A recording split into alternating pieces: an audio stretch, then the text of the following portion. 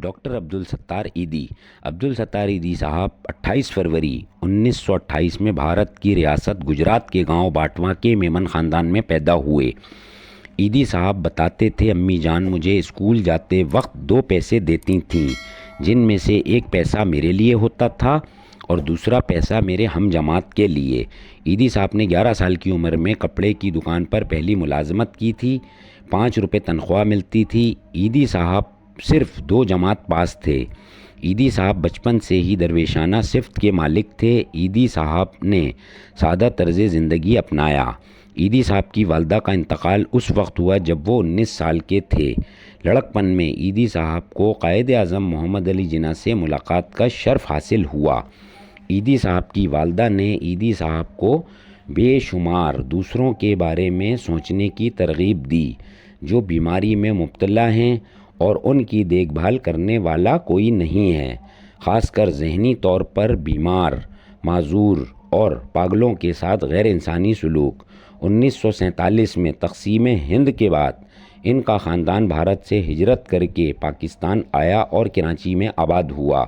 آزادی کے بعد جب اہل خانہ کے ساتھ کراچی آئے تو ان کی عمر 22 سال تھی۔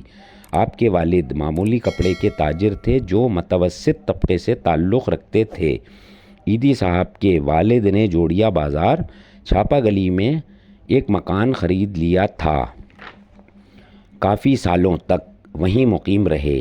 1951 میں آپ نے اپنی جمع پونجی سے ایک چھوٹی سی دکان خریدی اور آپ نے ڈاکٹر کی مدد سے ایک چھوٹی سی ڈسپنسری کھولی۔ وسائل نہ ہونے کے باوجود ایدی نے ان مسائل کو حل کرنے کی اپنی ذاتی ذمہ داری محسوس کی اور یہاں تک کہ اپنی کوششوں کے لیے سڑک پر بھیک مانگنے پر غور کیا۔ کراچی کی ایک کاروباری شخصیت کے تعاون سے انہوں نے پہلی ایمبولینس خریدی جسے خود ڈرائیو کرتے تھے۔ 1957 میں کراچی اور اس کے مضافات میں فلو کی وبا پھیلی تو ایدی صاحب نے چند مخیر حضرات کے تعاون سے جگہ جگہ خیمے لگوا کر مریضوں میں مفت ادویات کی فراہمی کی ہر ممکن کوشش کی۔ ان کی لگن کو دیکھتے ہوئے پہلے کراچی اور پھر ملک کے دوسرے شہروں سے لوگوں نے تعاون کیا۔ اسی امدادی رقم سے انہوں نے نرسنگ اسکول کی بنیاد رکھی جو باقاعدہ طور پر ایدی مرکز کے قیام کی طرف پہلا قدم تھا۔ ایدی صاحب اپنی فاؤنڈیشن سے تنخواہ نہیں لیتے تھے۔ عبدالستار ایدی خدمت خلق کے شعبے میں پاکستان کی جانی مانی شخصیت تھے جو پاکستان میں ایدی فاؤنڈیشن کے صدر تھے۔ 70 سالہ ایدی صاحب ایک رنگ کا لباس پہنے رہے۔ ایدی صاحب بہت سادہ مزاج انسان تھے۔ ایدی صاحب صبح 4 بجے اٹھنے کے عادی تھے۔ پاؤں میں اکثر چپل پہن کر کام کرتے تھے۔ غریب لوگ ایدی کو اپنے جیسا دیکھتے تھے، اسی لیے ان سے محبت کرتے تھے۔ وہ غریبوں کا سہارا تھے۔ ہزاروں یتیم بچے ان کے سائے میں زندگی گزار رہے تھے۔ انہوں نے پورے ملک میں لاوارث بچوں کے لیے جگہ جگہ جھولے رکھے ہوئے تھے کہ اگر کوئی بے سہارا بچہ ملے تو اسے جھولے میں ڈال دیں۔ ان بچوں کی پرورش کی جاتی تھی اور ان کی تربیت کا خاص اہتمام کیا جاتا تھا۔ ایدی فاؤنڈیشن ہر سال بیماروں کی دواؤں، ناداروں کے کھانے پینے، لاوارثوں کی رہائش، پرورش اور تعلیم، لڑکیوں کی شادی، 1500 سے زائد ایمبولینس سروسز سینٹرز، لاوارث لوگوں کے کفن دفن، گلی سڑی میتوں کو غسل دینے میں کبھی آر محسوس نہیں کی۔ تربیتی پروگرامز، نرسنگ کی تربیت، معذور لوگوں کی دیکھ بھال اور مستحق عورتوں کی رکھوالی پر کروڑوں روپے خرچ کرتے تھے۔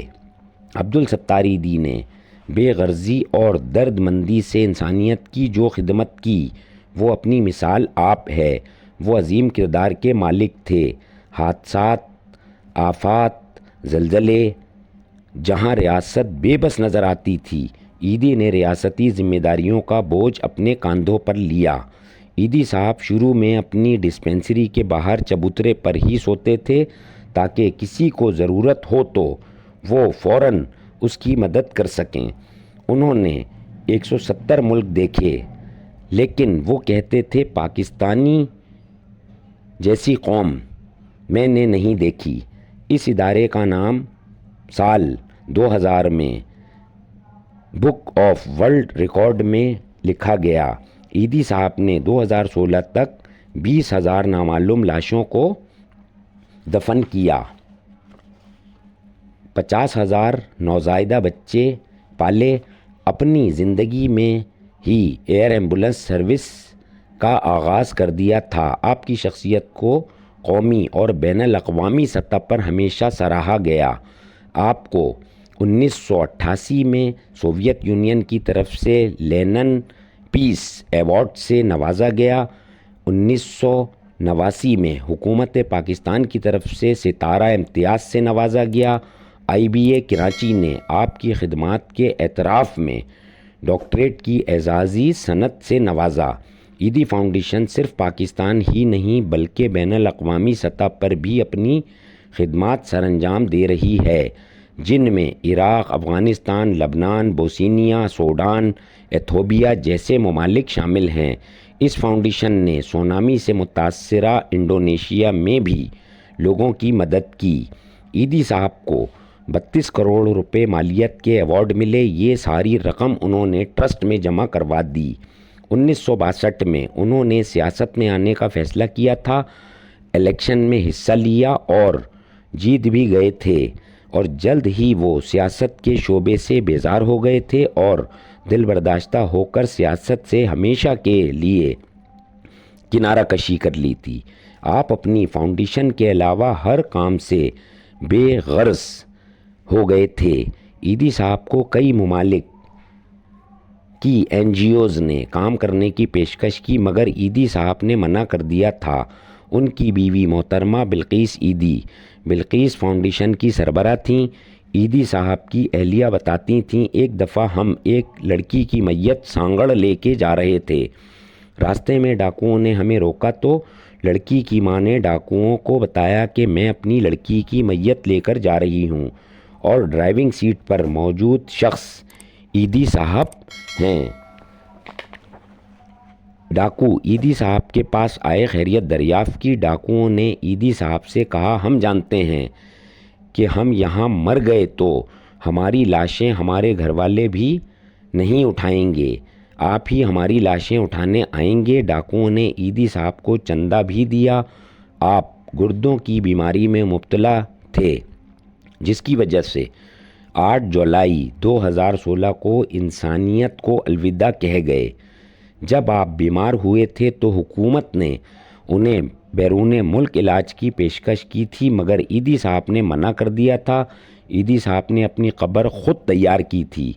دنیا ایک عظیم انتھک اور بے لوث شخصیت سے محروم ہو گئی۔ آج بھی ان کی وفات کے بعد انسانیت کی خدمت کا مشن ایدی فاؤنڈیشن کے تحت جاری ہے۔ ایدی صاحب کا بیٹا اس نظام کی ذمہ داری سنبھالا ہوا ہے۔